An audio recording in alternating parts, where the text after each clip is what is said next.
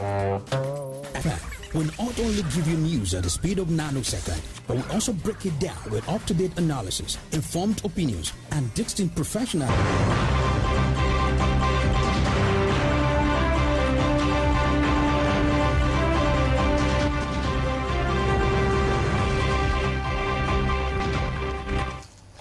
Good afternoon. I am Oluwayemi Adelakun with Adaba News at 3 in the news.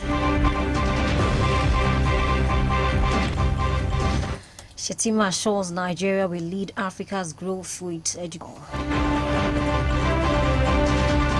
Federal government plans 10,000 housing units for medical workers. Now the news and details. Vice President Kashim Shettima has said Nigeria's dedication to harnessing the potential of its youths, investing in education and advancing smart agriculture are necessary strategies that will go a long way to tackle global and domestic challenges. Shettima spoke at the Financial Times Global Risk Roundtable at the ongoing 2025 World Economic Forum in Davos, Switzerland. He observed that while crises abound, they also present opportunities for nations to rebuild stronger. Shettima reaffirmed Nigeria's resolve to embrace innovation and empowerment to propel its economy into the fourth post-industrial revolution. Meanwhile, Vice President Kashim Shettima has sought partnership on the African Atlantic Gas Pipeline to connect Nigeria to Morocco and other African countries. He noted that connecting the pipeline will transport natural gas from Nigeria to North Africa and Europe, as well as improve energy security and economic growth to tackle the global food security crisis and other threats. He also called for collaboration with the World Economic Forum to foster economic development and growth in the country and on the continent. Shettima said Nigeria will be in the advantage position to take advantage of the World Economic Forum platform to develop the gas project.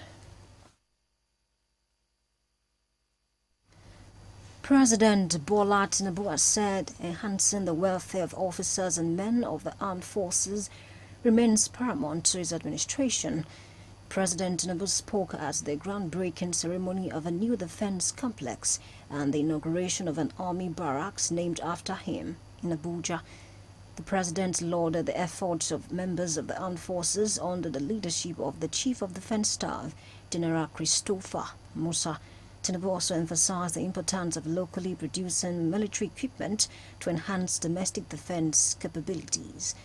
The president called on Nigerians to come together and work towards a brighter future for the nation.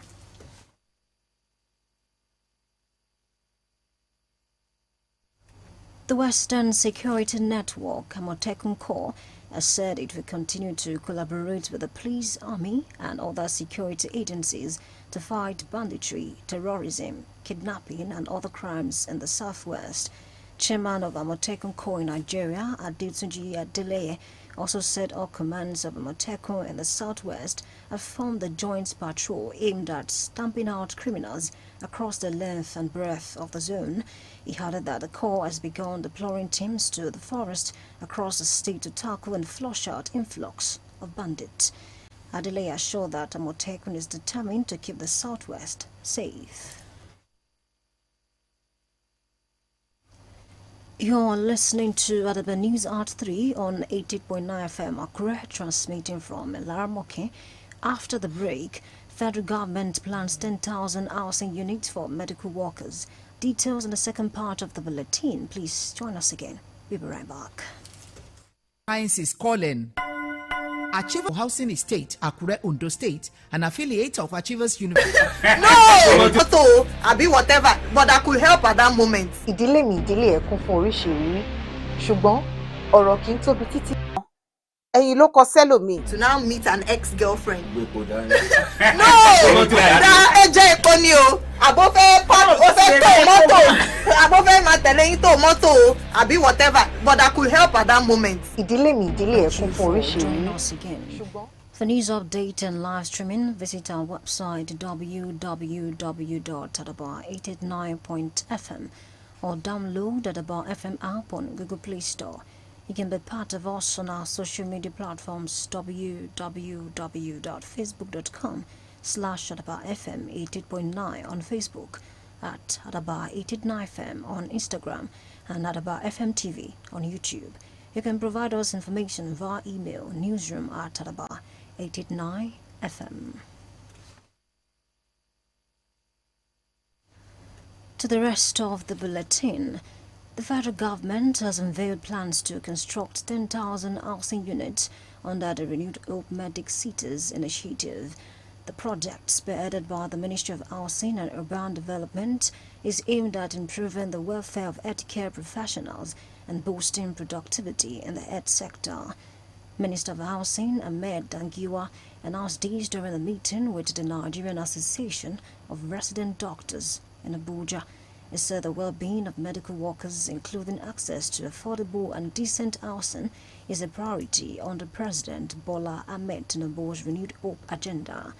Dangiwa outlined flexible ownership options for healthcare workers, including up to 30-year National Housing Fund mortgage, rent-to-own schemes, installment payment, and outright purchase.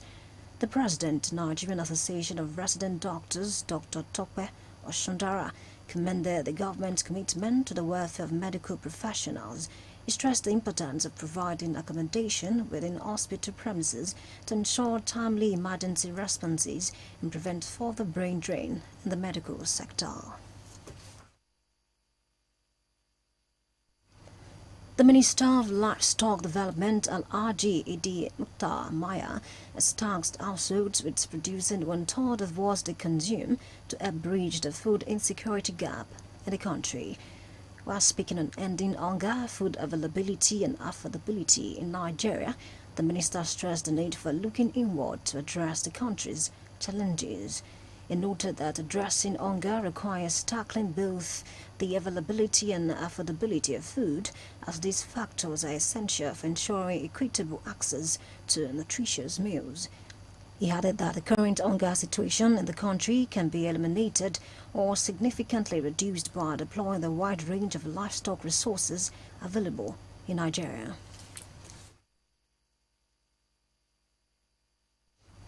And at sports, Rangers International FC have completed the signing of former Super Eagles striker Michael, who took 5 caps for the Super Eagles and featured at the 2014 FIFA World Cup in Brazil.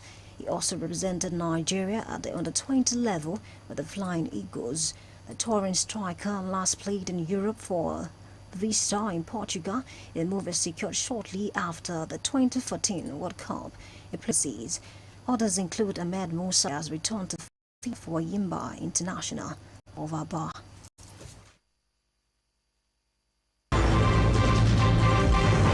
Dedication to harnessing the potential of its youth, investing in education and domestic challenges. President Bola Tinubu said enhancing the welfare of officers and men of the armed forces remains paramount to his administration. Finally, we informed you that the federal government has unveiled plans to construct 10,000 housing units under the Renewed Hope Medic Cities initiative. That's Adaba News Art 3 as edited by Olasunkomi Elujoba. I am Oluwayemi Adelakun saying thank you for listening and good afternoon. Iroyin tó jojú lówó, àwọn ètò tó móríyá, ìfitónilétí tó jinlẹ̀, àwọn àṣà tó jáfáfá, orin àsìkò tó mọ́gbọ́n wá.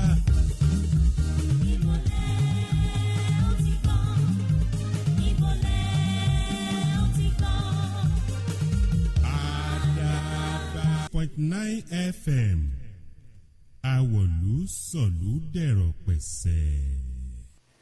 Mo kí yín ẹ káàsán àsìkò iṣẹ́ òní. Àkójọpọ̀ ròyìn rèé láyé ọ̀hún.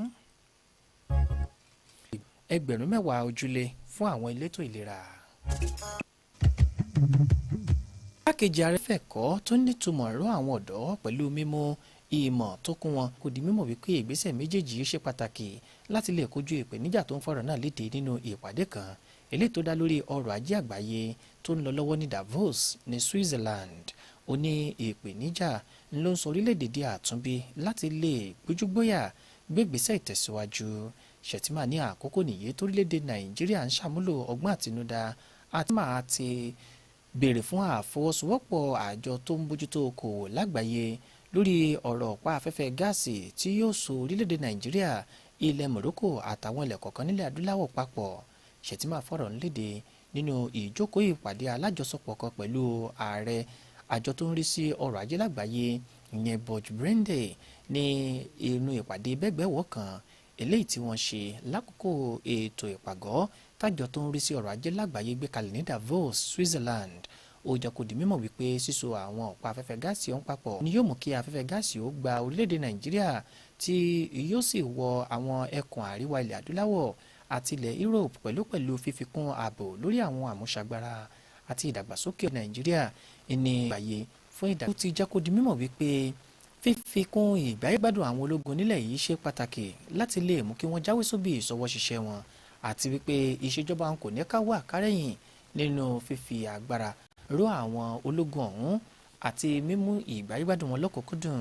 Ààrẹ Tinubu pàbí ọ̀rọ̀ ọ̀hún lákòókò tí wọ́n sísọ lójú ilé kan eléyìí tí wọ́n kọ́ fún àwọn ológun ọ̀hún tí wọ́n sì forúkọ rẹ̀ sọrí Ààrẹ Bọ́lá Tinubu l'Àbújá. Ààrẹ fi ìdùnnú rẹ̀ gidigidi ó fi hàn lórí báwọn ológun ọ̀hún bí wọ́n ti ṣe ń ṣiṣẹ́ lábẹ́ ìṣàkóso rẹ̀. Bákan náà ló gbóríyìn fún ẹni tó jẹ́ adarí ẹ̀ṣọ́ alábòlẹ̀ yìí Ọ̀gágun Christopher Musa. Tinubu jẹ́ kó di mímọ̀ wípé ó ṣe pàtàkì láti máa pèsè àwọn nǹkan ìjagun fáwọn ológun ọ̀hún lábẹ́lé láti lè fi kún ìṣọwọ́ ṣiṣẹ́ wọn. Ààrẹ wá ké sáwọn ọmọ orílẹ̀-èdè Nàìjíríà láti fọwọ́sowọ́pọ̀ pẹ̀lú àwọn ológun lẹ̀ yìí kọjọ́ ọ̀la orílẹ̀-èdè Nàìjíríà lè dúró re. Adarí ẹ̀ṣọ́ alábòlẹ̀ yìí Ọ̀gágun Christopher Musa jẹ́ kó di mímọ̀ wípé ilé eléyìí tí wọ́n kọ́ fún àwọn ológun náà ń ló ṣe pàtàkì látàrí wípé iléeṣẹ́ ológun ọ̀hún tó wà ní Gàrìkí ń ló jẹ́ Fẹ́mi Olúyẹdé jẹ́ kó di mímọ̀ wípé káàrẹ Bọ́lá Tinubu lọ mọ́kàn rẹ̀ balẹ̀ torí wípé digbídigbí òun làwọn ológun ọ̀hún wà lẹ́yìn ìṣèjọba rẹ̀. Ikọ̀ Àmọ̀tẹ́kùn ló ti jẹ́ kó di mímọ̀ wípé àwọn ò ní ká wà kárẹ̀yìn nínú fífọwọ́sowọ́pọ̀ pẹ̀lú àwọn ọlọ́pàá, àwọn ológun orí ilẹ̀ pẹ̀lú àwọn ẹ̀ṣọ́ aláàbò yòókù lórílẹ̀‐èdè yìí láti lè gbómi ìjà kaná fáwọn agbébọ̀dà lóru, àwọn ajínigbé àtàwọn míì bẹ́ẹ̀ nílẹ̀ Yorùbá. Ẹni tó jẹ́ alága fún ikọ̀ Àmọ̀tẹ́kùn yanyan lórílẹ̀‐èdè yìí Adétúnjì Adélẹ́yẹ jẹ́ kó di mímọ̀ wípé àwọn ẹkùnjẹkùn ikọ̀ Àmọ̀tẹ́kùn ọ̀hún ní ẹkùn gúúsù ìwọ̀ oòrùn lẹ̀ yìí tí ṣe ilẹ̀ Yorùbá ni wọ́n ti pàdé àpòpọ̀ báyìí tí wọ́n forí barí láti mọ ọ̀nà tí wọ́n yóò sàn láti lè jẹ́ káàbò tó wà nílẹ̀ Yorùbá. Ó jẹ́ kó di mímọ̀ wípé àwọn ológun ọ̀hún ni wọ́n ti bẹ̀rẹ̀ sí ní da àwọn ọmọ ogun sínú igbó ọba báyìí àtàwọn inú igbó kọ̀ọ̀kan eléyìí tó ṣe kànrìnkànrìn láwọn ìpínlẹ̀ tó wà nílẹ̀ Yorùbá láti lè gbómi ìjà kaná fáwọn agbébọ̀dà lóru tí wọ́n lè fẹ́ ti òkè ọya wọlé. Adélẹ́yẹ wa mú dá ìlú lójú wípé ikọ̀ Àmọ̀tẹ́kùn òun ni yóò jáwé sóbì ìṣọwọ́ ṣiṣẹ́ rẹ̀ láti lè jẹ́ káàbò tó péye kó wà. Bẹ́ẹ̀ bá ṣe ń darapọ̀ mọ́ wa àlẹ́ ń gbọ́ lọ́wọ́ láti lè ṣe Àdàbà 88.9 FM Àkúrẹ́. Bàbá padà dé àwọn òṣìṣẹ́ elétò ìlera lórílẹ̀‐èdè yìí ẹ̀mọ́ yìí kò ń bẹ̀ Àdàbà yìí wù yẹ́. Àdàbà rédíò la ó máa gbọ́, ìkànnì yìí ó la ó máa gbọ́, ìròyìn àsìkò kápolówó ọjà, àwọn ètò àtàtà tó lóyìn tó ládùn, kárọ̀ nílẹ̀ tí àṣà àdáyébá Àdàbà rédíò. Àwọ̀lú sọ̀lú dẹ̀rọ̀ pẹ̀sẹ̀. Ẹ kú iṣẹ́ ẹ sì kú etí ìgbọ́ròyìn fúnròyìn lákòótọ́ ẹ kàn sí wa ní www.adaba889.fm tàbí ká ẹ ṣàkálẹ̀ AdabaFM app ní Google Play Store. Bákan náà lẹ́lẹ́ bá wa dọ̀rẹ́ ní www.facebook.com/adabafm88.9. Adaba889FM la wà lójú òpó Instagram àtàlágbélébùú Twitter wa. AdabaFM TV látàgbọ̀ mọ́lẹ̀ sí lójú òpó YouTube. Bẹ́yìn bá wá níròyìn kan tẹ́ ẹ fẹ́ fi tó wa létí ẹ tẹ àtẹ̀jíṣẹ́ ránṣẹ́ sí wa ní newsroom@adaba889.fm. Abó ìjòkè ìgbénu sa ìròyìn ń tẹ̀ síwájú. ìjọba àpapọ̀ ti sísọ lójú èròǹgbà rẹ̀ láti kọ́ 10,000 ojúlégbé lábẹ́ ètò èròǹgbà ọ̀tun fún ètò ìlera. Iṣẹ́ àkànṣe ọ̀hún eléyìí tí iléeṣẹ́ ìjọba àpapọ̀ tó ń rí sọ̀rọ̀ ilé kíkọ́ àti ìlú ńláńlá tó ṣàgbátẹrù rẹ̀ ó ní wọ́n ṣàgbékalẹ̀ rẹ̀ láti lè mú ìgbáyégbádùn àwọn elétò ìlera lórílẹ̀‐èdè yìí rú gọ́gọ́ sí i, eléyìí tí ó lè mú kí wọ́n ṣe dáadáa sí lágbọ̀n ọ̀hún. Mínísítà tó ń rí sọ̀rọ̀ ilégbèé Ahmed Dingawa ó fi ọ̀rọ̀ náà léde lákòókò ìpàdé rẹ̀ papọ̀ pẹ̀lú ẹgbẹ́ àwọn dókítà onímọ̀ ìṣègùn òyìnbó tó wáyé l'Àbújá. Ó jẹ́ kó di mímọ̀ wípé ìgbáyégbádùn àwọn òṣìṣẹ́ elétò ìlera ó jẹ́ eléyìí tó múmú láyà ìṣèjọba ààrẹ Bọ́lá Tinubu gidigidi. Nínú ọ̀rọ̀ tirẹ̀, ààrẹ ẹgbẹ́ àwọn dókítà onímọ̀ ìṣègùn òyìnbó lórílẹ̀‐èdè yìí dókítà Tọ́pẹ́ Ọ̀ṣúndára gbóríyìn gidigidi fún ìjọba fún ìgbìyànjú rẹ̀ láti lè máyérọgbọ fáwọn òṣìṣẹ́ elétò ìlera. Ó sì jẹ́ kó di mímọ̀ wípé ó ṣe pàtàkì láti pèsè ilégbèé lágbègbè ilé ìwòsàn eléyìí tí ó lè mú kí àwọn dókítà ọ̀hún kí wọ́n lè mọ̀ tètè yọjú sí àwọn tí ọ̀rọ̀ wọn tó bá ní ṣe pẹ̀lú ọ̀rọ̀ pàjáwìrì. Mínísítà tó ń rí sọ̀rọ̀ ohun ọ̀sìn nílẹ̀ yìí Alhaji Idi Mukhtar Mahaya ló ti rọ àwọn ilégbèé lórílẹ̀‐èdè yìí láti mọ̀ jẹ ìdá 3 ohun tí wọ́n ń pèsè lórílẹ̀‐èdè yìí láti lè jẹ́ kó oúnjẹ kó pọ̀ yàǹpùtùrù lórílẹ̀‐èdè Nàìjíríà. Lákòókò tó ń sọ̀rọ̀ lórí ètò fífòpin sí ebi, ìpèsè oúnjẹ lọ́pọ̀ yàǹtùrù àti mímú kí oúnjẹ kó rọgbọ lórílẹ̀‐èdè yìí, mínísítà ń jẹ́ kó di mímọ̀ wípé ohun tí ìjọba tó ń wo sàkún rẹ̀ báyìí ó ní láti mú ìdàgbàsókè ńláńlá bá ohun ọ̀sìn láti lè mú kébi kó ròkun gbàgbé lórílẹ̀‐èdè yìí. Ṣebí bébí bá kò nínú ìṣẹ́bùṣe ló mú kí mínísítà ọ̀hún kó jẹ́ kó di mímọ̀ wípé ebi ọ̀pàgbà fọwọ́ mẹ̀kẹ́ eléyìí tó ti Mahaya fi kún wípé ebi eléyìí tó ń pa àwọn ènìyàn lórílẹ̀‐èdè yìí ń ló ṣe pàtàkì láti fòpin sí nípa wíwo sàkún àgbọn àwọn ohun ọ̀sìn ọ̀hún. Ó sì wá rọ àwọn ènìyàn lórílẹ̀‐èdè yìí láti ṣe dáadáa sí i. Ó ní wọ́n ti parí àdéhùn báyìí nípa bí wọ́n ti ṣe buwọ́lu ìwé àdéhùn pẹ̀lú ẹni tó ti fìgbà kan rí jẹ́ ọmọ ikọ̀ agbábọ́ọ̀lù Super Eagles ìyẹn Michael Uchebo ṣáájú kí ìfẹsẹ̀wọnsẹ̀ lẹ́ẹ̀kejì ti ìdíje àwọn àgbà ọ̀jẹ̀ orílẹ̀-èdè yìí ìyẹn NPFL kó tó bẹ̀rẹ̀ lópin ọ̀sẹ̀ yìí. Uchebo ọ̀hún ń ló ti kópa nínú ìfẹsẹ̀wọnsẹ̀ pẹ̀lú ikọ̀ Super Eagles látẹ̀yìnwá pàápàá jùlọ nínú ìdíje gbafẹ́ ẹ̀yẹ àgbáyé eléyìí tó wáyé ní Brazil lọ́dún 2014. Bákan náà ló tún ti ṣojú orílẹ̀-èdè Nàìjíríà nípele àwọn agbábọ́ọ̀lù tọ́jú orí wọn pẹ̀lú àwọn ìgbádùn àwọn ìjọba àpapọ̀ ló ti sísọ lójú èròǹgbà rẹ̀ ìlera lórílẹ̀-èdè 9.9 FM.